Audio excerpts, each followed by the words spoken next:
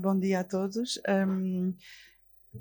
Gostava de agradecer o convite à Embaixada Francesa em Portugal, ao Jean-Pierre, por termos a oportunidade de debater sobre a liberdade de expressão na Europa e no mundo em tempos tão conturbados. Depois de termos vivido a pandemia e a desinformação da pandemia, estamos neste momento a assistir toda uma guerra que não é só uma guerra no terreno, é também uma guerra de informação e pela liberdade de expressão, a começar pelos jornalistas que trabalham na Rússia, mas também por todos os que estão no terreno e também pelas medidas até que a Comissão Europeia, que a União Europeia tomou em relação ao fecho de meios de comunicação social. Muito obrigada.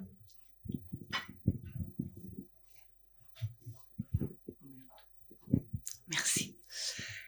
Caro senhor deputado, cher Pieraski, cara Teresa Firmino, caras estudantes, caros convidados. Dans un contexte international dramatique, alors que l'invasion de l'Ukraine par la Russie poursuit son cours brutal, la France assure, un an après le Portugal, la présidence de l'Union européenne. Et son triptyque, relance, puissance, appartenance, me semble aujourd'hui plus actuel que jamais. Quand à nouveau la guerre fait rage en Europe, c'est bien l'idée d'appartenance qui doit réunir et rassembler. Et la place du café, au cœur de nos villes, est peut-être un des traits distinctifs les plus forts que nous avons, nous, Européens, en partage. Lieu de socialisation, de rencontres, d'échanges, de controverses et d'émulation, nos cafés tirent un trait d'union entre nos sociétés, nos territoires et nos nations. E podemos imaginar melhor quadro para o Café Europa que aqui no emblemático Martinho da Arcada. Há mais de 250 anos que é palco de tertúlia entre artistas e intelectuais no coração de Lisboa. Sob a égide de Fernando Pessoa, cuja presença marca ainda este lugar, vamos esta manhã ao encontro de Lopes de Mendoza, Afonso Costa, França Borges, de toda a geração de Orfeu e tantos outros que deixarão o seu cunho na história e no pensamento europeus. Sur notre continent singulier, où la liberté et la presse sont nées, l'enceinte du café, par son histoire, se conjugue avec la figure du journalisme. L'un ne saurait aller sans l'autre. Sans la rigueur du travail journalistique, les nouvelles du matin, entendues au comptoir, ne sont que conjectures. Sans faits étayés par de minutieuses enquêtes, tout débat est vain. À l'heure où nous parlons, alors qu'au bruit des armes se superpose la rumeur des fausses informations et que la bataille des narratifs et des opinions s'ajoute à celle de Kiev et de Kharkov, la valeur d'une presse libre et indépendante nous est rappelée avec force. C'est une véritable chance que de pouvoir aujourd'hui mener ce débat en présence de deux journalistes grands noms français et portugais. Teresa Firmino, journaliste depuis près de 30 ans au sein de ce quotidien de référence qu'est Publico, vous en êtes chef de rédaction pour la rubrique Sciences depuis 2012. À ce titre, la pédagogie de l'information et la lutte contre sa déformation sont au cœur de votre travail, que ce soit par exemple sur la question climatique, comme en atteste votre dernier ouvrage Au futuro da planeta, paru en 2020, ou plus récemment dans le contexte de la pandémie du Covid-19. Pieraski, vous êtes un véritable symbole du journalisme de terrain en France, passé par l'AFP, Libération, dont vous avez été directeur adjoint de la rédaction, et aujourd'hui France Inter. Successivement correspondant en Afrique du Sud, à Jérusalem, en Chine, Grand Prix de la presse internationale en 2009, vous êtes depuis 2017 président de Reporters sans frontières et à ce titre un défenseur farouche de la liberté de la presse. Cara Teresa, cher Pierre, muito obrigada por ter me feito enriquecer a nossa conversa com a vossa própria experiência. Estendo também os meus agradecimentos aos alunos de Ciências de Comunicação da Universidade Nova de Lisboa, que gentilmente prepararam e moderaram o debate com um novo olhar da sua geração. Finalmente, gostaria de agradecer ao Café Martinho da Arcada, que nos permitiu desfrutar deste notável e histórico cenário. Je vous souhaite à tous un excellent café Europa.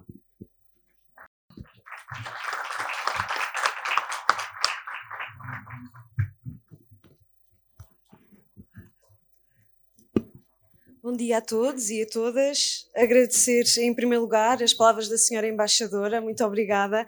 Também obrigada por dar esta oportunidade a jovens jornalistas ou futuros jornalistas e também cumprimentar todos os que aqui estão presentes no Martinho da Arcada, neste dia que é simbólico para esta reflexão sobre a Europa. O meu nome é Ana Sofia Paiva e quero agradecer a Pierre Rasqui e Teresa Firmino por estarem aqui conosco, presentes neste emblemático café de Lisboa e também por terem aceitado o convite para refletirmos sobre estas questões tão importantes no nosso cotidiano. E começo exatamente por este acontecimento que tem marcado, infelizmente, a agenda e também que tem marcado os últimos dias e que não podemos ficar indiferentes. O conflito que estamos a assistir na Europa tem fomentado muito um tema que não é novo, mas que continua na ordem do dia, que é este mesmo, a desinformação. E por isso começo por si, Teresa, pergunto-lhe que, olhando para este cenário em que a guerra é vivida quase em tempo real, através das redes sociais, como é que se pode estabelecer uma relação fidedigna entre as redes sociais e o jornalismo sem cair quase nesta armadilha da desinformação? Bom dia, obrigada pela pergunta. É difícil, porque para além dos próprios jornalistas poderem comunicar nas redes sociais, qualquer pessoa pode colocar o que quiser nas redes sociais. E o jornalista pode realmente cair na armadilha dessa informação, porque não estamos, por um lado, não estamos a vê-la diretamente no terreno, por outro lado, aquele perfil daquela pessoa pode não ser de quem realmente a pessoa diz ser. Portanto, acho que temos que olhar com um crivo bastante apertado para as informações colocadas nas redes sociais, como no Twitter, perceber, por exemplo, ter cuidado com as imagens, com os vídeos que são partilhados, ter em atenção até se aquela informação nos parece tão extraordinária e tão incrível, que se calhar é para desconfiar, tentar confirmá-la com outras fontes de informação, se possível, ver que tipo de linguagem também está lá, até a forma como está escrita. Portanto, acho que os jornalistas, as redes sociais também podem ser boas, por um lado, ter uma perspectiva construtiva no sentido de aparentemente ligarem todas as pessoas no planeta, ser muito mais fácil comunicar, mas por outro lado, a forma como também é veiculada a desinformação e as ditas fake news também é muito maior, e os jornalistas podem realmente ser aprisionados neste tipo de informação. E é interessante também ver que, por exemplo, há pouco tempo a Comissão Europeia até acabou por fazer uma publicação nas redes sociais, mesmo a propósito da desinformação, portanto, onde eles colocavam notícias que supostamente seriam verdadeiras, não é? Se estamos a falar de notícias que são verdadeiras, mas que afinal eram desinformação e eram mentiras. E eu pergunto-lhe a si, Pierre Rasqui, o que é que acha, portanto, desta ponte entre as redes sociais e o jornalismo e, de facto, como é que depois organismos da União Europeia têm que vir mostrar que não, isto é mentira, esta é a verdadeira notícia. Bonjour à toutes et tous. Et d'abord, je me joins aux remerciements généraux. Merci de m'avoir invité ici et de m'accueillir dans ce beau café et ce bel événement. C'est une question très, très compliquée parce qu'il y a une tradition, il y a une vieille phrase qu'on dit à propos des guerres: la première victime de la guerre, c'est la vérité. Donc, ça, c'est pas nouveau, ça ne date pas des réseaux sociaux, ça ne date pas d'Internet, c'est une sorte de truisme, de vérité aussi vieille que la guerre et que l'information. La deuxième chose, c'est que Internet a changé le paradigme de la circulation de l'information et de la production de l'information. Et comme l'a dit Teresa, ce qui est nouveau, c'est que tout le monde est à la fois récepteur d'informations, mais aussi émetteur d'informations. Tout le monde, en tout cas, peut l'être. Et dans une guerre, ça a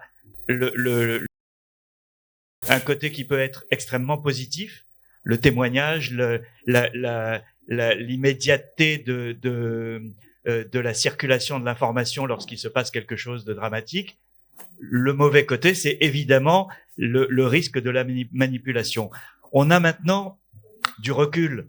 On a 10-15 ans d'histoire avec les réseaux sociaux dans les moments de crise aiguë, dans lesquels la vérification de l'information est très difficile.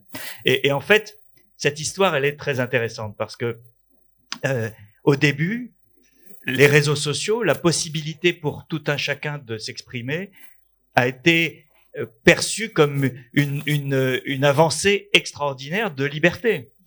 Et en particulier, le premier exemple historique, en fait, où les réseaux sociaux jouent un rôle dans la circulation de l'information, c'est l'Iran en 2009. Vous avez ces élections qui sont truquées par Ahmadinejad, et vous avez une réaction populaire très forte. Tous les journalistes étrangers sont expulsés d'Iran dès que les problèmes commencent. Et donc, il ne reste plus que les Iraniens avec leur smartphone, leur téléphone. Et tout d'un coup, on voit partout des informations sur ce qui se passe en Iran, alors qu'il n'y a plus un seul journaliste. Et c'est là qu'on se dit, mais c'est extraordinaire. On supprime les journalistes et l'information continue à sortir. On ne peut plus mettre le couvercle sur des événements. Et c'était vrai et c'était faux. C'est-à-dire que ça a ouvert la porte à plus d'informations et ça a ouvert la porte à de nouveaux types de manipulation et de désinformation. Depuis, tout le monde se perfectionnait. Ceux qui utilisent les réseaux comme de manière positive pour faire circuler l'information, mais aussi ceux qui utilisent les réseaux pour désinformer. Et on l'a pas compris tout de suite. On a pensé initialement, ça a été le cas en particulier pendant les révolutions arabes, pendant les printemps arabes, 2011-2012, les débuts de la guerre de Syrie, où là, les réseaux ont été au cœur de ces révolutions. Et moi, j'avais été très frappé par la phrase d'un blogueur égyptien. C'était on avait une rencontre à Tunis, on devait être en 2013 ou 2014, entre tous les acteurs de l'information de la Méditerranée. Il y avait des blogueurs égyptiens, des activistes libyens, etc. Vraiment des gens de tous les pays qui étaient au cœur de ces événements. Et un blogueur égyptien qui avait fait de la prison sous Moubarak, etc., avait dit cette phrase qui me reste. Il dit « Facebook a été notre principal allié pour faire la révolution, c'est aujourd'hui notre principal ennemi. » Parce que Facebook était devenu non plus le vecteur de la liberté, mais le vecteur de la désinformation. Et c'est cet équilibre, cette frontière étroite que nous devons apprendre à gérer, nous les journalistes, mais nous les citoyens, nous le public. Et dans une guerre comme celle que nous vivons aujourd'hui, il faut le savoir. Il y a évidemment les pièges de la désinformation et d'une certaine manière, il y a les pièges de la communication. Mais les pièges de la communication, nous les connaissons.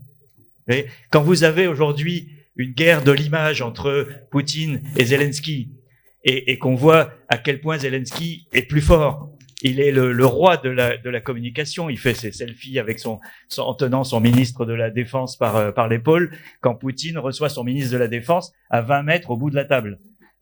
Donc là, évidemment, on est dans la communication. Mais derrière cette image relativement classique de concurrence entre des narratifs et des images qu'on veut véhiculer, il y a aussi tout ce qui se passe en dessous. Et c'est là que nous devons apprendre, mais tous, journalistes et citoyens, à utiliser les réseaux sociaux. É interessante, portanto, falar dessa questão da imagem também, porque de facto também a guerra também se trava a partir da imagem, e temos aqui a imagem de dois presidentes muito diferentes. Mas antes até mesmo de falarmos sobre essa questão, eu pergunto aqui à Teresa, e para a questão mesmo que o Pierre acabou até mesmo de referir da liberdade de imprensa, portanto, que é uma questão muito importante e que hoje ainda está ainda mais visível, porque de facto vemos estes constantes ataques à liberdade de imprensa, principalmente agora na Rússia. E infelizmente temos visto realmente muitas notícias de televisões que têm sido fechadas, a imprensa que tem sido fechada por Putin, e eu pergunto como é que os jornalistas neste cenário, porque de facto depois das sanções por fazerem uma reportagem independente são prisão, como é que estes jornalistas podem ter, portanto, maneiras de desapegarem-se, de se desamarrarem destas amarras que são de facto a castração da liberdade de imprensa? Bom, isso é difícil de responder. Mas eu, em relação à questão da liberdade de imprensa, até há duas. O que é curioso é que há duas narrativas completamente diferentes utilizando os mesmos argumentos, que é a Rússia fecha e bloqueia, censura jornais e sites e rádios e televisões que procuram uma informação independente usando o argumento de desinformação e de propaganda. E a União Europeia utilizou a mesma argumentação para também fechar a Russia Today, a Sputnik. E para mim, eu numa primeira fase até confesso que fiquei sem perceber muito bem o que pensar sobre isso. Pensei, bom, a Russia Today é verdadeiramente, não era, veiculava desinformação, veiculava propaganda, era um simulacro de jornalismo, mas não era bem jornalismo. Fiz todo este caminho na minha cabeça, até que cheguei à conclusão que acho que não, que esta medida, no caso dos países democráticos, acho que não podemos enverdar por esse caminho, porque estar a fazer esse caminho é estar a dar argumentos ao outro lado para poder fazer o mesmo. E nós perdemos aí a razão, porque ainda ontem vimos que a BBC que também foi bloqueada e censurada. Portanto, para mim, embora, sim, todos esses sites, todos esses meios de comunicação russos possam fazer desinformação, possam fazer propaganda, e há muitos relatórios que dizem isso, nomeadamente até, por exemplo, na Alemanha, e a toda a desestabilização, mas para mim, quando os países democráticos aplicam a mesma medida, é passar uma linha vermelha, é dar argumentos que do outro lado também podem fazer o mesmo. Como é que nós podemos contornar essa questão? A BBC, por exemplo, abriu a rádio da onda curta para tentar fazer chegar a informação, porque senão essa medida também se vira contra, porque há que distinguir entre Putin, o regime de Putin e os russos, e estar a bloquear ainda mais informação de chegar à Rússia, uma informação livre e independente produzida, ou pelo menos ter o outro lado da narrativa, que é a narrativa que o Ocidente e que nós, os jornalistas independentes dos países democráticos, tentamos fazer chegar, estar a bloquear as pessoas na Rússia, a população dessa informação, eu acho que ainda é virar as coisas contra, ainda é pior. Eu não vejo isso como uma solução. Em relação ao que o Pierre disse, de duplicidade das redes sociais, ainda queria acrescentar uma coisa. O Twitter, penso que foi criado em 2009 e o Facebook também. E o Facebook sim, no início dos anos 2000, sim. Nós, na Guerra da Crimeia, as redes sociais não tiveram assim, penso eu, tanta importância para passar a informação, porque o Twitter e o Facebook eram relativamente recentes.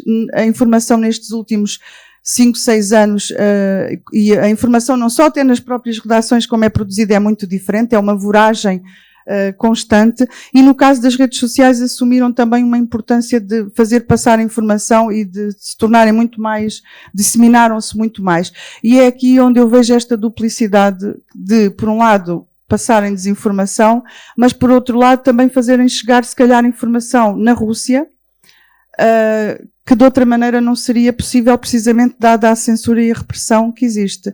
E eu penso, não estando na cabeça de Putin, obviamente, aliás, é uma grande discussão o que é que Putin pensará,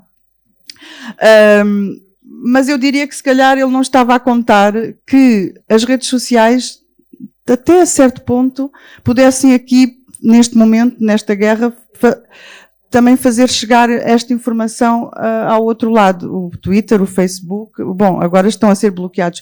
O Telegram, que nós aqui, pelo menos eu não utilizo muito, não se utiliza muito. Isto para dizer que, tendo em conta a censura que existe, talvez numa primeira fase as pessoas tenham, nesta guerra, as pessoas tenham passado informação desta outra maneira. Portanto, há uma duplicidade em relação às redes sociais, são desinformadoras, mas também podem ser informadoras. E é interessante, Teresa, porque fala nessa questão, porque de facto temos assistido àquelas notícias em que revelam que há pessoas que estão na Rússia e que não acreditam, por causa de toda esta questão toda de desinformação e tudo, que não acreditam que está a existir uma guerra. Portanto, há relatos de pessoas a dizer, familiares a dizer que está a acontecer uma guerra na Ucrânia e eles não acreditam porque na Rússia não sequer passa essa imagem que é uma guerra, é apenas um conflito que passará. E por isso, Pierre, também lhe pergunto esta questão toda da liberdade de imprensa, porque de facto só o ano passado, não, em 2019, um relatório da Repórteres Sem Fronteiras já revelava que existia muita desinformação na Rússia a quando das eleições. Portanto, como é que os jornalistas neste contexto e com uma associação cada vez maior destes meios de comunicação, como é que eles podem verdadeiramente fazer jornalismo? Merci. Je voudrais juste revenir sur une chose qu'a dite Teresa et avec laquelle je suis entièrement d'accord sur la décision qui a été prise par la Commission concernant RT et Sputnik. Moi, ça m'a mis mal à l'aise parce que autant je considère que ces deux médias sont des médias de propagande qui font de la désinformation, et on le sait depuis longtemps, autant je ne suis pas sûr que ce soit à une autorité politique de prendre ce genre de décision. Et je trouve que on entre dans un terrain qui est très fragile quand on commence à prendre des décisions comme ça. Je pense que ça aurait été plus légitime, par exemple, que ce soit les autorités de l'audiovisuel dans nos pays respectifs qui ont donné les licences d'émettre à ces organismes, de les retirer parce que un certain nombre de clauses de leur cahier des charges n'auraient pas été respectées. Mais que ce soit un organisme politique qui prenne la décision m'a semblé aller à l'encontre du but recherché, puisque on peut d'une certaine manière considérer que ce sont des méthodes de censure comparables à celles qu'emploie l'autre côté. C'est une erreur. Votre question, elle est très très pertinente parce que moi j'ai vécu 5 ans en Chine et la Chine a beaucoup à apprendre au régime autoritaire parce que la Chine a compris comment contrôler totalement non seulement l'information mais l'histoire. Si vous et ça c'est 30 ans de construction d'un Internet national isolé du reste du monde, 30 ans de lois année après année qui ont façonné tout le système à la fois technologique et de l'information et qui font qu'à l'arrivée, les citoyens n'ont qu'un espace d'information extrêmement réduit. Et comme vous l'avez dit sur la guerre en Russie, ont une vision du monde et de l'actualité qui est totalement faussée. Vous êtes en Chine aujourd'hui, vous essayez de savoir ce qui s'est passé le 4 juin 1989 sur la place Tiananmen, vous ne pouvez pas le savoir. Vous tapez Tiananmen sur le Google chinois et vous avez de belles photos touristiques de la place Tiananmen. Vous n'aurez jamais, contrairement au Google hors de Chine, la photo du tank arrêté par un homme le lendemain du massacre. Donc, Poutine est sur cette voie, c'est-à-dire qu'il est en train de déconnecter l'Internet russe de l'Internet mondial. On est dans c'est la fin, on vit la fin de l'Internet global qui va être morcelé en territoire contrôlé. Et deuxièmement, il a depuis quelques années fait un travail systématique de fermeture de tous les médias indépendants. Le dernier, c'était samedi dernier, la radio Echo de Moscou, qui est une radio qui avait été créée à l'époque de la glasnost sous Gorbatchev, les dernières années de l'Union soviétique, avec des soutiens. Je me souviens il y avait pas mal de Français qui étaient impliqués dans la naissance de cette radio, qui depuis la Russie ayant interdit la possession des médias par des groupes étrangers, avait été racheté par Gazprom, donc un organisme très officiel en Russie, mais qui avait gardé un ton et une certaine autonomie. Echo était une victime de la guerre. 4 jours après le début de la guerre, on ferme la dernière radio indépendante. Donc, quand on échange avec des gens en Russie, on a tous des amis, des contacts, etc. On est frappé par le décalage entre ce qu'ils pensent et ce qu'ils savent de ce qui se passe en Ukraine et les émotions que nous avons à l'extérieur avec toutes les images et les informations que nous avons. C'est incroyable de penser qu'à l'époque d'Internet et donc d'un monde qu'on croyait ouvert et interconnecté, on puisse avoir des réactions et des émotions et des perceptions aussi radicalement opposées que celles qu'un État peut construire d'un côté et que le pluralisme de l'information peut permettre de l'autre. Et c'est extrêmement dangereux et c'est surtout un enjeu majeur pour la suite de cette guerre, parce que une bonne partie de l'issue de ce conflit sera en Russie même. On voit bien qu'on ne va pas s'opposer à Poutine par les armes. Nous n'allons pas, il y aura pas de soldats portugais, français ou américains à Kiev. En revanche, c'est en Russie que se joue le soutien ou pas à ce que fait Poutine, et le contrôle de l'information, c'est un des enjeux majeurs de la guerre, de toutes les guerres, de celle-ci en particulier. Et Poutine est aujourd'hui en train de gagner cette guerre-là aussi, parce que il a mis en place un système qui lui permet de tout verrouiller, l'internet et les voix indépendantes. Il y a eu quelques manifestations au début, il y a eu 8000 arrestations, et il faut avoir du courage aujourd'hui pour aller manifester contre la guerre à Saint-Pétersbourg ou à Moscou, et les journalistes sont réduits à ne pas faire leur travail parce que ça n'est pas possible. Donc l'un des enjeux, et c'est pour ça que je reviens à l'histoire de RT et Sputnik, c'est qu'une des conséquences de cette interdiction en Occident a été de fermer un peu plus la place des médias étrangers en Russie. Et ça, de ce point de vue-là, des répercussions, c'est pas nécessairement très positif. Obrigada, Pierre. Sim. Eu penso que os sites de informação e os jornais em Portugal também estão a sofrer tentativas de ataques cibernéticos. E só para dizer que tivemos um dia uma discussão no jornal, um destes dias, em que estávamos também desconfiava-se que isso estava a acontecer no jornal. E a questão era se íamos bloquear esses ataques ou fechar a informação. E o que estávamos a dizer, bom, mas isso também vai ter consequências na Rússia, vai-se ainda virar mais contra as pessoas que querem informação. Portanto, é este equilíbrio difícil que temos de encontrar, porque se a censura e a repressão de informação é brutal na Rússia, nós no Ocidente, nos países democráticos, se também ainda contribuímos para cortar e para o acesso à informação, acho que as consequências ainda são mais gravosas.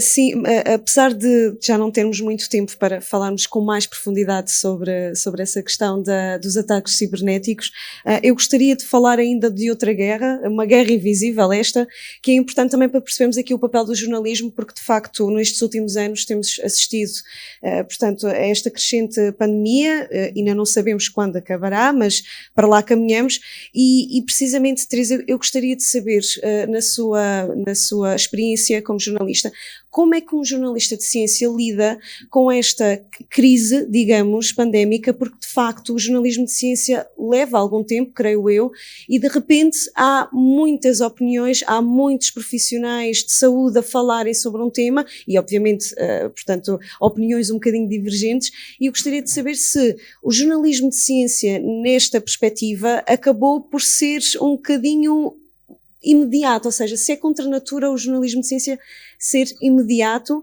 e como é que conseguiu levar o seu tempo para chegar lá? O jornalismo de ciência é como o outro jornalismo. Eu gosto, ou seja, o jornalismo de ciência não é menos jornalismo, nem é um slow jornalismo. Portanto, há o jornalismo de ciência que tem que ser muito imediato e responder à atualidade, e depois há os trabalhos mais profundos, como aliás em todos os tipos de jornalismo. A questão é que esta pandemia extravasou o jornalismo de ciência. Esta pandemia não foi nem podia ser só acompanhada por jornalistas de ciência. Aliás, curioso, no público começámos logo naqueles dias iniciais em que chegaram os primeiros casos, apareceram os primeiros casos em Portugal, criámos um grupo de trabalho para acompanhar a situação, e que era um grupo mais com jornalistas de ciência, mas esse grupo de trabalho nunca chegou a funcionar, porque rapidamente o grupo de trabalho era a redação inteira, portanto deixaram de ser só os jornalistas de ciência a acompanhá-la, porque a pandemia abrange todas as áreas.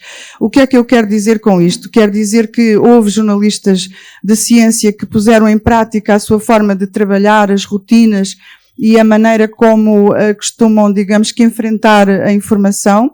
Foram buscar todos esses recursos, e houve outros colegas que tiveram que aplicar a informação científica nova, os seus conhecimentos, com uma especialidade diferente. Portanto, houve maneiras. E eu acho que isso também se traduziu no tipo de jornalismo. Se calhar os jornalistas de ciência, como estavam mais habituados a perceber e a lidar com a informação diferente, complexa do ponto de vista científico, árida, até bastante fechada, terem já também as fontes de informação a quem podemos perguntar, que nos podem ajudar a esclarecer, penso que aí até não foi tão difícil. Agora, a outra parte da pergunta, penso eu, se bem percebi, é que de facto a ciência também estava a ser feita todos os dias em direto, a mudar.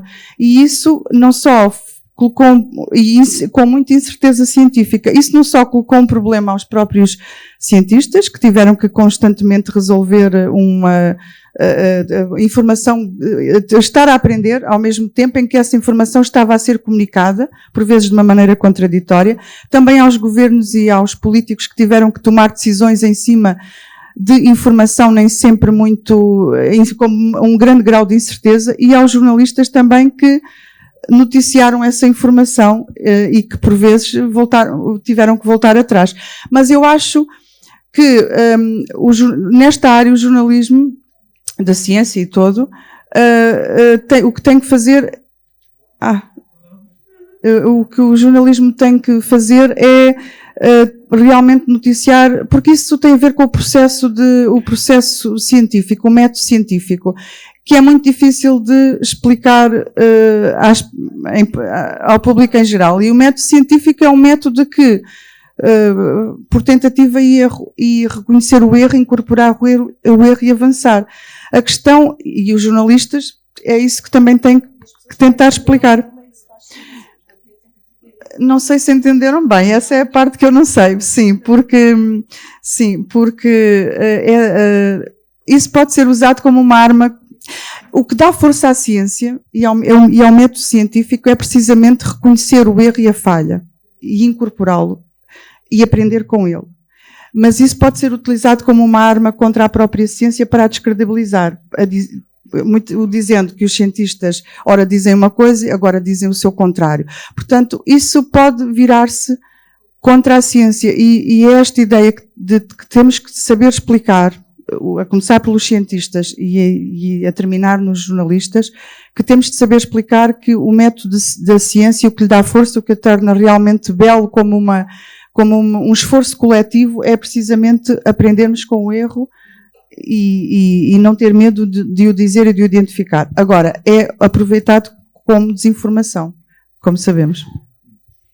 Pierre, e em França, os jornalistas também aprenderam com esta lição toda da pandemia? Cette pandémie a été un laboratoire absolument fascinant pour la question de l'information. Et en particulier, moi je distinguerais, il y a deux sujets en fait qui sont très différents. Le premier, c'est pourquoi une partie du public a voulu croire à des choses extravagantes. Et je ne sais pas si vous avez les mêmes ici, mais nous en France, on a des gens qui sont qui adhèrent à des tas de complots, qui pensent que Bill Gates a tout prévu 2 ans à l'avance, qui pensent qu'on vous met la 5G dans le vaccin, qu'on prend le contrôle de votre cerveau, etc. Pourquoi des gens rentrent dans ces logiques-là? Et le deuxième sujet, c'est comment des gens ont manipulé ce champ d'information avec une arrière-pensée politique, avec un but politique. Et ce sont 2 registres complètement différents. Et le premier est peut-être plus intéressant parce que il est d'une certaine manière l'adhésion libre des gens à des thèses qui n'ont aucune base factuelle ou scientifique.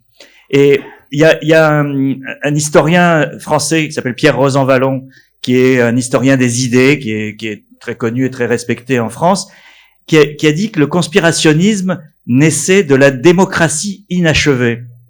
C'est-à-dire que on est au cœur de la question de la confiance au sein de nos sociétés. Et cette confiance, peut-être que les réseaux sociaux ont une partie de responsabilité, mais elle s'est affaiblie, elle s'est érodée au fil du temps, au cours des 2, 3, peut-être 4 dernières décennies, au point qu'aujourd'hui, le citoyen ne croit pas la parole publique automatiquement, y compris sur des sujets d'intérêt général comme la santé publique, etc.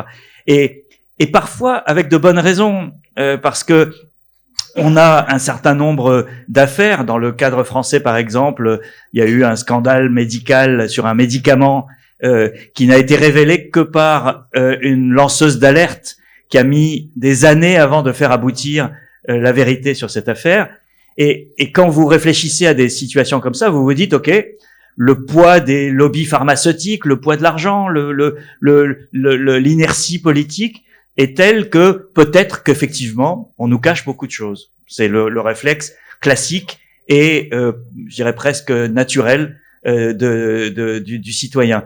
Et donc, quand vous avez le début d'une pandémie complètement inédite chez nous, sur laquelle on ne sait pas si ça va durer 15 jours ou 2 ans ou plus, et on ne sait toujours pas aujourd'hui, et à laquelle on n'a pas les remèdes, et que vous avez, je dirais presque inévitablement, des cafouillages dans la gestion publique. Tout le monde en France se souvient de la porte-parole du gouvernement qui, au début de la crise, lorsqu'il n'y avait pas de masque en France, dit « Oh, mais les masques, c'est pas important, ça sert à rien, et puis moi, je sais même pas les mettre. » Voilà. Bon. Et on sait bien par la suite qu'aujourd'hui, on a tous l'obligation d'en mettre, et que si elle a dit ça, c'est parce qu'il n'y en avait pas. Voilà. Donc là, vous avez cette question de la confiance. Et si la porte-parole du gouvernement vous ment, eh ben vous allez voir sur Internet ce que d'autres vous disent, et ils vous disent que tout ça c'est un complot pour telle et telle raison. Donc cet aspect-là, il faut pas le le négliger parce que il pose une question beaucoup plus large que celle de l'information, qui est celle de la confiance dans les institutions, dans la parole publique et dans le rapport entre les citoyens et l'autorité. Et ça, je pense que c'est une question démocratique beaucoup plus large que celle que nous traitons aujourd'hui, mais on ne peut pas l'éluder. La deuxième, qui est celle de la manipulation politique, on a effectivement des vendeurs de haine ou de confusion qui ont très bien compris, peut-être avant nous, le bon usage des réseaux sociaux.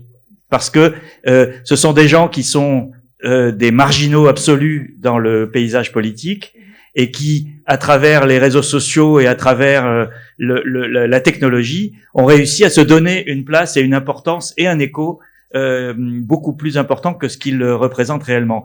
Et ça, on l'a compris au moment de l'élection de Donald Trump. C'est l'élection de Donald Trump qui a été le tournant dans la compréhension de ce qui se jouait. Vous savez, je ne sais pas si vous connaissez tous l'affaire Cambridge Analytica. Cambridge Analytica, c'est une affaire emblématique du sujet dont nous parlons. C'est une entreprise dans laquelle ont investi un milliardaire d'extrême droite américain, Mercer, et Steve Bannon, le fameux agitateur pro-Trump qui a été un temps à la Maison Blanche.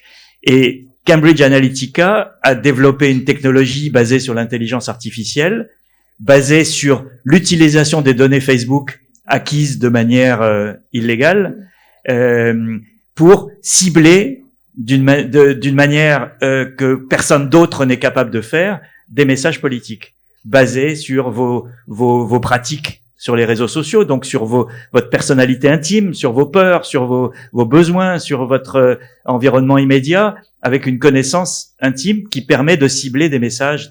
Et Cambridge Analytica aujourd'hui est au cœur d'un scandale énorme, l'entreprise a fermé, mais a utilisé la faiblesse de Facebook, c'est-à-dire que le modèle économique de Facebook est basé sur le spectaculaire, est basé sur les affinités, est basé sur d'une certaine manière sur le mensonge, et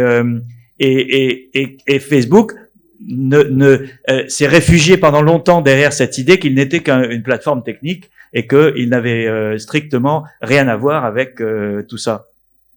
Depuis, les choses ont bien changé puisque Zuckerberg, notamment dans l'affaire Cambridge Analytica, a été convoqué au Congrès américain, où on lui a passé il a eu des séances abominables de presque d'humiliation, parce qu'il a une telle responsabilité qui dépasse de loin les États-Unis et qui porte sur des phénomènes que Facebook a laissé faire, et quand on a 2 milliards d'utilisateurs, on a une responsabilité qui va bien au-delà de ce qu'est un réseau social.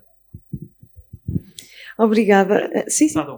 Je voulais juste rajouter une chose en fait, pour qu'on comprenne de quoi il s'agit. En fait, dans toute intervention en France, il est très chic de citer Hannah Arendt. Donc je vais citer Hannah Arendt parce que Hannah Arendt a dit quelque chose dans les années 70 dans une longue interview fleuve au New Yorker, ou à la New York Review of Books, pardon. Donc bien avant Internet. Et elle a dit quelque chose qui est ce que nous vivons depuis une décennie. Je vous lis la citation intégrale parce qu'elle est tellement lucide. Quand tout le monde vous ment en permanence, le résultat n'est pas que vous croyez ces mensonges, mais que plus personne ne croit plus rien.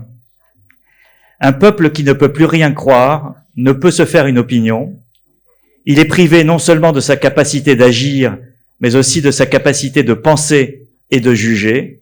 Et avec un tel peuple, vous pouvez faire ce qu'il vous plaît. Et je trouve cette phrase, voilà, elle résume tout l'enjeu. Sem dúvida, Pierre, sem dúvida. E de facto já não temos muito tempo, aliás já estamos mesmo na reta final antes de abrirmos o debate para as questões do público, mas eu não posso acabar sem rapidamente perguntar à Teresa e ao Pierre, e depois de tudo isto que falamos, que de facto é extremamente interessante e pertinente para os tempos que hoje vivemos, na vossa opinião, De que forma é que o jornalismo se pode preparar para um futuro digital cada vez mais incerto e cada vez mais desafiante? Pardon, De que forma é que o jornalismo se pode preparar para um futuro mais digital, mais incerto e desafiante? Isto é uma pergunta traiçoeira. Bom, é realmente a pergunta de muitos milhões de dólares. Sim.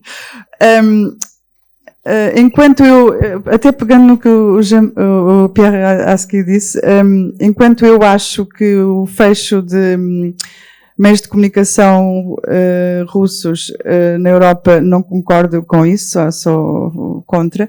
Acho que o controle da informação nas plataformas como o Facebook, aí sim, eu acho que essa desinformação tem que ser retirada e removida. Portanto, acho que pode passar por aí, por regulamentar mais o que as plataformas digitais dizem, porque isso contamina o jornalismo, contamina a informação. Aliás, se nós, até voltando ao Donald Trump e ao Twitter, o Donald Trump fazia um bypass pelos jornalistas, pela verificação do jornalismo, pela validação da informação, e ele próprio comunicava diretamente. E a certa altura o New York Times teve uma discussão sobre como tratar os tweets de Donald Trump e decidiu tratá-los como informação oficial. Portanto, acho que é preciso terem atenção. Bom, aí não era obviamente para bloquear a informação, nem os... Quer dizer, acabaram por ser bloqueados. Donald Trump acabou por ser expulso, precisamente, ou seja, bloquear até certo ponto, e acabou por ele próprio criar uma rede social alternativa com a sua própria verdade. Só queria, antes de passar a palavra, queria só dizer em relação à desinformação na pandemia, que tivemos as mensagens contraditórias das autoridades de saúde que contribuíram para essa desinformação, mas também tivemos o que se chamam os inimigos que vêm da própria ciência, e muitas vezes são os cientistas. São cientistas que por algum motivo dizem, passam informação que não é credível, porque por alguma agenda mais pessoal ou mais específica. E em Portugal tivemos, por exemplo, médicos, ou seja, as pessoas associam os médicos com alguém com formação científica e que tem autoridade. Tivemos um movimento chamado Médicos pela Verdade, que é logo um nome para desconfiar quando alguém se intitula qualquer coisa pela verdade, e que passavam desinformação. E isto sim também é muito contraditório para as pessoas, porque aí realmente lança a confusão, e foi o que o Pierre disse, a certa altura já não sabemos o que é verdade e o que é mentira e desconfiamos de tudo, precisamente. E Pierre, para si, quais é que são os desafios para um futuro cada vez mais incerto? Non, c'est une très vaste question. Je pense que on a un devoir, c'est de réhabiliter la culture du fait. Et une des inventions du Trumpisme, ça a été ce concept du fait alternatif, de la vérité alternative. Et je pense qu'il y a un travail qui doit être fait, et pas seulement par les journalistes, de réhabiliter le fait. Et on le voit bien d'ailleurs, enfin ça rejoint ce que disait Teresa, mais dans une pandémie, le fait, ce qu'on sait et ce qu'on ne sait pas, reconnaître ses erreurs, comme elle disait tout à l'heure, tout ça, ce sont des choses fondamentales. Mais il y a une partie qui viendra, je pense, des citoyens eux-mêmes et pas seulement des journalistes. Et je pense que un des enjeux majeurs, c'est l'éducation aux médias. Aujourd'hui, le fait que tout le monde puisse être émetteur d'informations et que tout le monde soit confronté à des informations qui ne viennent pas forcément de journalistes, fait que tout le monde doit avoir une certaine culture de ce qu'est une information. Et moi, je suis toujours étonné quand des gens que je considère comme sérieux, éduqués, conscients, relayent des informations qui sont de toute évidence fantaisistes ou complotistes ou de sources absolument pas fiables. Et je pense que tout le monde devrait, il y a un slogan en France qui a été lancé par des associations sur le thème, avant de retweeter, vérifiez. Et souvent, on voit passer des choses qui sont croustillantes, qui sont attirantes, qui sont excitantes, une vidéo, une information qui va dans le sens aussi de nos idées préconçues et qu'on relaye sans même savoir si c'est vrai ou pas. On participe à la désinformation passivement, mais on participe, enfin pas passivement, mais inconsciemment plutôt à la désinformation.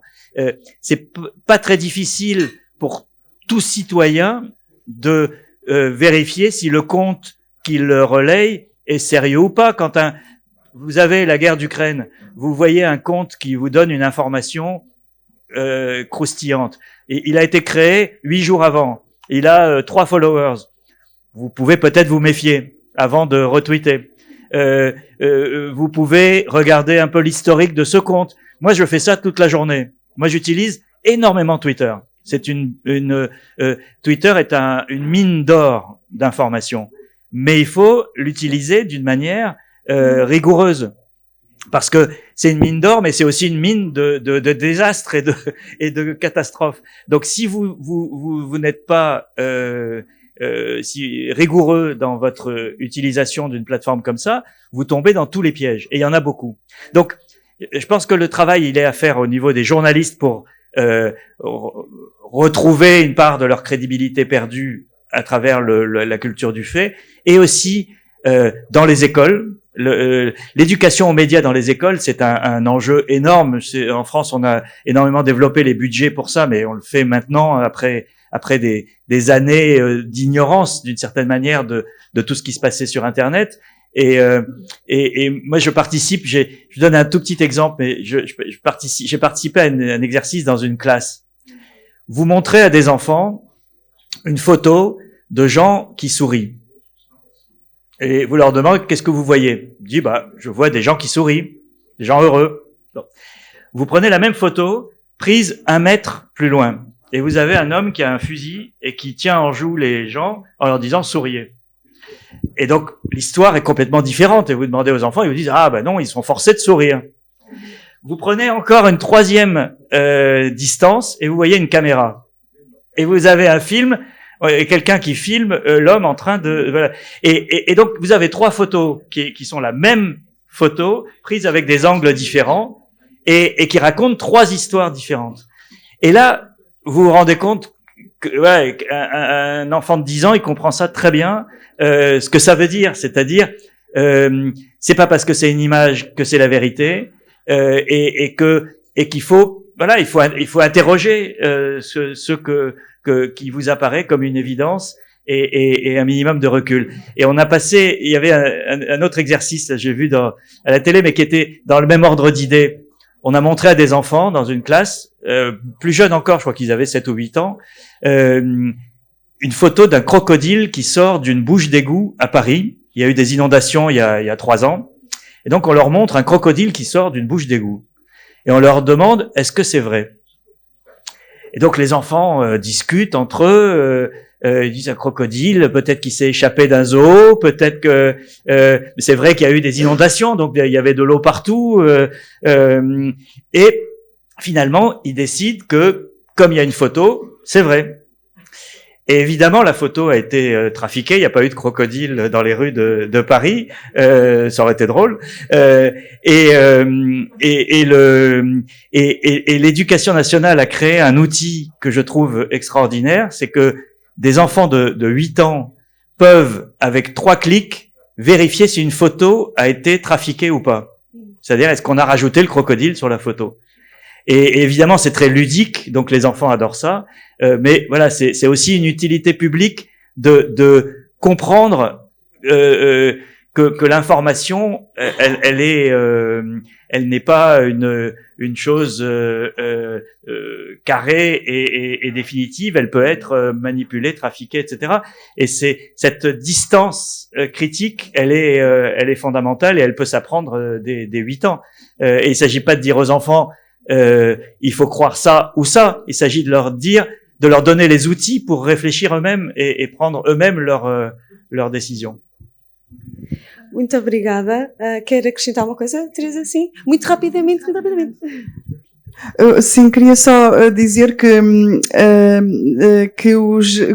devemos usar como jornalistas, porque há bocado acabei por não dizer isso, uma arma que é duvidarmos e sermos céticos, que aliás é o pensamento crítico que os cientistas utilizam, duvidam da informação, duvidam dos resultados, e que nós como jornalistas, para nos tentarmos proteger da desinformação, devemos fazer a mesma coisa.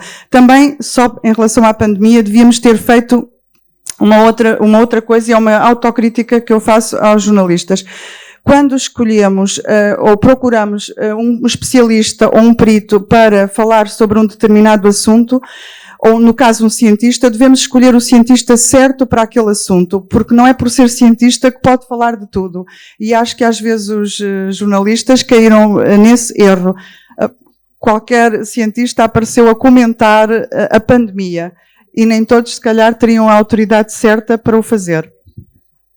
Obrigada, Teresa. Quero agradecer à Teresa e ao Pierre. Uma salva de palmas para eles. Poderíamos estar aqui a falar o resto da manhã sobre estes assuntos tão importantes. Muito obrigada pela vossa presença. E agora vamos abrir então o debate ao público. Temos espaço para 2 perguntas no máximo. Ok. Okay. Ora bem, então começamos pela senhora. Pode ser. Agora fica com este. E vou já abrir aqui.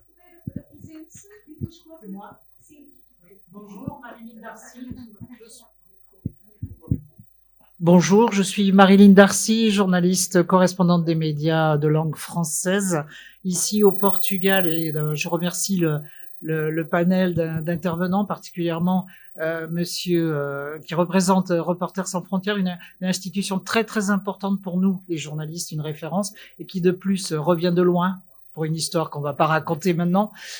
Donc pour moi c'est vraiment un plaisir double. Je voudrais faire 2 remarques. Je pense qu'il y a un consensus au milieu des journalistes professionnels sur le fait que l'interdiction des médias, qu'ils soient russes, ukrainiens ou britanniques ou autres, est pas recevable. Il y a un large consensus. J'ai parlé à beaucoup de collègues. Sur les réseaux sociaux, c'est débattu également, et je pense qu'il y a un consensus sur ça. C'est aller contre la liberté d'expression et entraîner une surenchère de la répression. Je veux juste ajouter là-dessus, je pense que si la BBC il est impossible d'écouter la BBC en Russie, entre autres, d'autres médias prennent le relais. Je veux pas faire du tropisme franco-français, mais il y a par exemple Radio France Internationale qui a augmenté de 40% ses captations sonores en russe notamment, et également en français en une semaine, quoi. C'est absolument fabuleux. Donc il y a la possibilité pour les médias de réagir et peut-être de trouver des voies complémentaires pour continuer à être ce qu'ils sont, c'est-à-dire journalistes. Et je pense que il faut pas oublier la capacité que nous avons à traiter l'information d'autres manières et de ces manières. Et je pense aussi que, et ça c'est plutôt sous forme de question, et pour finir, je pense aussi qu'il y a un lien direct, encore pas très travaillé dans les médias, entre ceux qui font campagne sur la désinformation en ce qui concerne la pandémie, et le lien de ces gens-là, les anti-vax, en France, les anti-liberté individuelle, supposés manipulés par Emmanuel Macron, entre autres, et la désinformation sur ce qui se passe en Ukraine, et la montée en puissance de ces courants-là en faveur de Poutine. J'aimerais bien avoir votre réaction sur ça. Merci.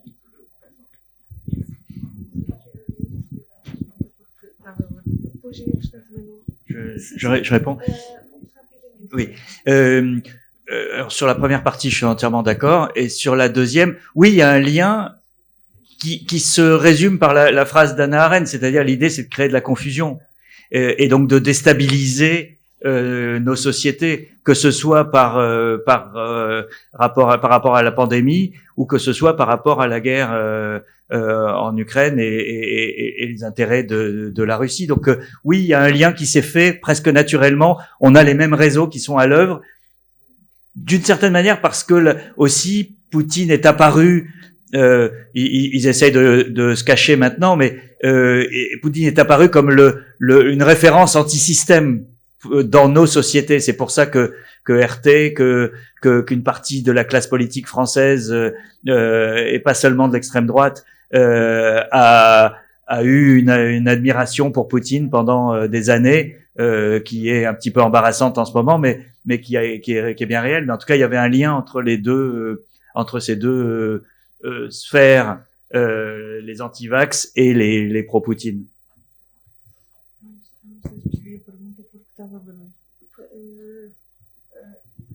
Eu não sei se percebi bem a pergunta porque estava barulho. É a ligação entre o facto das pessoas que fazem parte do corrente em relação à pandemia sobre anti-vacinação e por aí fora, e que nós encontramos hoje em dia ligado a discursos pro-Putin, a fake news sobre não é fake news produzido, mas que optam para dar a entender algumas coisas para justificar o apoio a Putin, e são as mesmas pessoas, os mesmos grupos. Eu acho que o objetivo sempre foi desestabilizar, seja a pandemia ou qualquer outro assunto. No fundo, digamos que o denominador comum de todos esses movimentos é a desestabilização. E qualquer assunto, seja a pandemia, a guerra, as vacinas, serve como uma arma para essa desestabilização. Se surgir um outro acontecimento que neste momento não estamos a vislumbrar qual possa ser, será utilizado da mesma maneira. Vamos passar então a palavra a este senhor. Sim, claro, e a outro senhor. Juntamos as duas perguntas e depois respondem PR e a Teresa. Olá, boa tarde. O meu nome é Leonir Ferreira, sou jornalista do Diário de Notícias. A minha pergunta é um bocadinho politicamente incorreta e tem a ver com os factos. Num conflito como aquele que estamos a viver, em que há claramente um agressor e uma vítima, e em que as simpatias... num conflito como este, em que claramente há um agressor e uma vítima, e em que as simpatias gerais caem para um lado, eu penso se o critério de averiguar os factos é o mesmo, consoante as notícias de um lado ou outro. E eu vou dar um exemplo. No início do conflito, houve um episódio que eu chamo o Espírito Massada, por causa do célebre resistência dos judeus aos romanos, que é a Ilha da Cobra, onde morrem, entre aspas, morrem 13 ucranianos a resistir corajosamente contra os navios russos. O presidente Zelensky diz que vão ser condecorados postumamente. Cria um espírito de resistência muito importante no início, mas eles hoje, sabe-se que estão prisioneiros em Sebastopol. Foi assumido pelos russos e pelos próprios ucranianos, e apesar da maior parte dos média a terem dado a notícia a desmentir a notícia, a verdade é que o número de leitores da notícia a desmentir a notícia é incrivelmente mais baixo do que eles leram a notícia. E, portanto, eu estou a dar este exemplo no sentido, nós como jornalistas, até que ponto, condicionados por uma simpatia que podemos tentar contrariar, mas que existe. O próprio procura dos leitores tem claramente uma simpatia por um lado. De que forma é que somos tão exigentes em controlar os factos de um lado e do outro?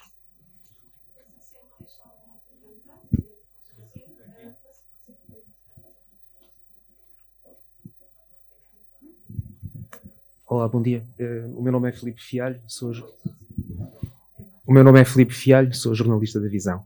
A minha pergunta é muito simples. É até que ponto, hoje em dia, ainda faz sentido existirem repórteres de guerra e enviados especiais, tendo em conta tudo aquilo que vocês já falaram, duplicidade, conspiracionismo, propaganda, tudo isso. E eu recordo apenas o seguinte: isso que está a acontecer agora já acontecia não em 2014 na Guerra da Crimeia, mas na Guerra da Crimeia de 1853. As circunstâncias e os meios técnicos é que mudaram.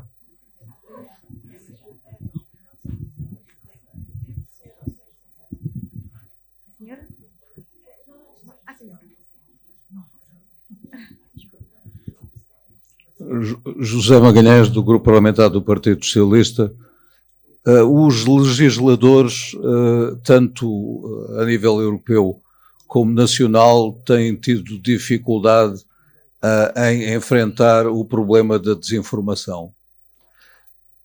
A União Europeia tem uma estratégia que foi aprovada em 2018. O Parlamento Europeu fez um inquérito em que concluiu que os meios aplicados pela União ao serviço dessa estratégia entre 2015 e 2020 não tinham excedido mais de 50 milhões. Acaba de ser aprovado um conjunto, um upgrade, por assim dizer, do Código de Boas Práticas que foi imposto ao Facebook e outros operadores do setor no sentido de eliminarem lixo desinformativo que publicavam sistematicamente e sem controlo, e que violavam, aliás, os Terms of Service da própria publicação. E está a União Europeia finalmente a procurar encontrar um enquadramento jurídico para o funcionamento das plataformas. O receio que existe é de que isso seja um gesto tardio num quadro de guerra relativamente ineficaz e sobretudo, muito fraco se compararmos com os meios que estão a ser utilizados pela Federação Russa. Na Federação Russa, se um cidadão falar da invasão da Ucrânia, viola uma lei que a Duma acabou de aprovar, que considera que a palavra sagrada é intervenção especial militar na Ucrânia. E isso é punido com uma pena até 10 anos de prisão.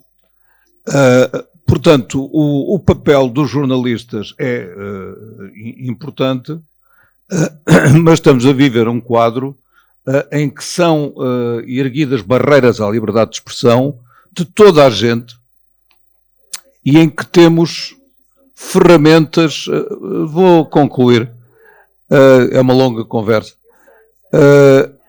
em que as ferramentas são muito limitadas, mas existem. Por exemplo, a BBC, desde 2019, utiliza o Tor, a Onion, a cebola, para ter transmissões acessíveis na Rússia. Portanto, neste momento na Rússia é possível aceder à BBC através do Tor. É por esse caminho que podemos resistir e não podemos pedir aos jornalistas que sejam nem santos, nem milagreiros, e se há coisa horrível é chamada neutralidade colaborante, em que fazemos todos de patetas.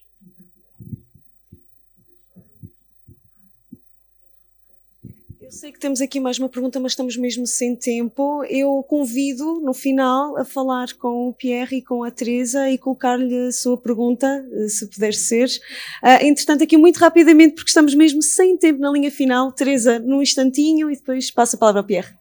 Na primeira pergunta, eu acho que somos humanos, os jornalistas são. Portanto, o que eu quero dizer com isso é que às vezes baixamos a guarda onde não deveríamos baixar, e termos simpatia por uma causa pode realmente toldar-nos um pouco o julgamento. Aliás, fazendo o paralelismo com os cientistas, muitas vezes os jornalistas de ciência olham para os cientistas como alguém que sabe muito mais sobre um assunto do que eles e, portanto, também baixam a guarda. E eu acho que temos até que aplicar o mesmo tipo de pensamento para as duas situações. A outra pergunta era, se os repórteres de guerra... Bom, não sendo eu, nunca tendo sido repórter de guerra, não posso falar com a propriedade do que outros jornalistas falarão, mas eu diria sempre que é muito, eu acho que o jornalista no terreno faz todo o sentido para mim e penso que fará, porque se já existe tanto filtro na informação, então pelo menos podemos estar lá, confrontar partes, ver o que se passa, portanto sim, acho que faz sentido. Completamente. Sur votre question, elle est très intéressante. Il fut un temps où les journalistes étaient beaucoup plus idéologiques qu'aujourd'hui et où ils faisaient passer leur sympathie avant les faits. En France, en tout cas, on a eu une presse très politisée pendant très longtemps. Et et je pense que cette époque a changé et qu'aujourd'hui nous devons, je ne sais pas quel temps employer, être capables d'avoir des sympathies, des engagements, parce que ça fait partie de la vie, et respecter les faits. Et je pense qu'un journal est jugé non pas sur la qualité des faits, mais sur la qualité de sa capacité à reconnaître ses erreurs. C'est-à-dire qu'effectivement, sur l'affaire de Lille dont vous parlez, tout le monde s'est trompé, a utilisé en tout cas des éléments qui étaient des éléments de propagande. Et la question, c'est est-ce qu'on est capable de revenir 3 jours après en disant nous vous avons donné une information fausse. Elle est certes donnée par des gens pour lesquels nous avons de la sympathie, mais elle est fausse. Je pense que la clé de la crédibilité, elle est dans la capacité à reconnaître qu'on a eu tort. Et il fut un temps où le journalisme idéologique ne reconnaissait jamais ses erreurs, parce que il avait des engagements dans un camp qui l'empêchaient de reconnaître ses erreurs. Moi, je suis un grand défenseur de la culture du journaliste sur le terrain, parce que je pense que c'est la clé. Un journaliste sur le terrain ne détient pas la vérité, mais il détient une part de la vérité. Et sans cette part de vérité, on est à côté de la plaque. En 2000, je parlais tout à l'heure de ce qui s'était passé au moment de l'Iran en 2009. Donc il n'y avait pas de journalistes, mais il y avait quand même des informations. Et je me souviens d'avoir participé à un débat quelque temps après à Sciences Po à Paris, et un rédacteur en chef disait moi, avec Twitter et un expert de Sciences Po, je peux vous analyser n'importe quelle situation au monde. Et moi, je lui ai dit, excuse-moi, mais tu dis des conneries. Parce que je pense que, et la suite l'a prouvé, parce que Twitter, effectivement, n'est pas une source d'information fiable. Il y a des gens fiables sur Twitter, mais Twitter n'est pas fiable. Et donc, le journaliste sur le terrain, il apporte la part absolument incontournable et indispensable non pas de vérité, mais de curiosité et de travail de recherche et de méthode journalistique sans laquelle il n'y a plus de faits et il n'y a plus d'informations. Donc moi, je défendrai toujours le fait d'être sur le terrain, y compris dans des situations aussi risquées que l'Ukraine aujourd'hui. Pour revenir à la question du monsieur le député, il y a une je pense qu'on a mis trop longtemps avant de considérer les plateformes comme Facebook, etc., comme des acteurs absolument centraux dans cette question de la circulation de l'information. On a pris des mesures, on a fait des lois, etc., qui étaient totalement inopérantes, qui ont été faites sous le coup de l'émotion pour beaucoup. En France, juste après l'élection d'Emmanuel Macron, puisque Emmanuel Macron avait été victime d'une tentative de désinformation pendant la campagne de 2017, il y a eu tout de suite après une loi anti-fake news. Lorsque cette loi a été publiée, le ministre responsable de cette loi m'a dit « elle ne sert à rien ». Et de fait, elle n'a servi à rien. Elle n'a rien changé. Et je ne sais même pas si les gens s'en rendent compte en France. Mais donc, il faut changer de logique et de paradigme. Il ne faut pas courir derrière les scandales les uns après les autres. On a forcé Facebook, par exemple, après l'affaire de Nouvelle-Zélande, la tuerie en direct sur Facebook, on a forcé Facebook à prendre des mesures pour contrôler les directs et réagir beaucoup plus vite qu'il ne l'avait fait. Ok, c'est très bien, mais ça n'est pas la solution. Je pense qu'il y a un vrai enjeu à la fois de régulation publique des plateformes, et il faut que ces plateformes acceptent leur responsabilité qui est majeure. Elles le font un peu plus maintenant parce qu'elles ont une pression. Il y a une menace de démantèlement aux États-Unis, donc elles le font un peu plus. Mais il y a aussi notre part à nous. Reporters sans frontières a pris une initiative il y a déjà 2 ans, qui est en train d'aboutir en ce moment, qui a été une tentative de labellisation d'un journalisme de qualité. C'est-à-dire, le journalisme de qualité, c'est quelque chose de très abstrait, mais qui peut avoir un certain nombre de critères objectifs. Et il y a un groupe de travail qui a travaillé pendant plus d'1 an pour définir ces critères. Et aujourd'hui, on a une certification, une labellisation de sites d'information. Et l'idée, c'est que les plateformes, Twitter, Facebook, YouTube, etc., mettent en avant ceux qui ont ce label de qualité. C'est-à-dire que aujourd'hui, si vous voulez gagner de l'argent sur Internet, vous faites de la merde. Excusez-moi l'expression. Si vous voulez, et donc il faut inverser la proposition. Il faut valoriser la qualité. Il faut qu'il y ait une prime à la qualité. Et si les plateformes donnent un bonus en termes de logiciels, de mettre en avant ceux qui ont un label de qualité, on renvoie l'information prédatrice plus bas et elle perd sa valeur économique. Donc, ça peut être, en tout cas, c'est une piste que nous essayons de suivre. Muito obrigada, Pierre Rasky, muito obrigada, Teresa Firmino, e muito obrigada a todos que estiveram aqui presentes nesta edição do Café Europa 2022. Foi um prazer tê-los connosco aqui no Martinho da Arcada, em Lisboa. A todos desejo um bom fim de semana e, mais uma vez, muito obrigada pela vossa presença. Obrigada.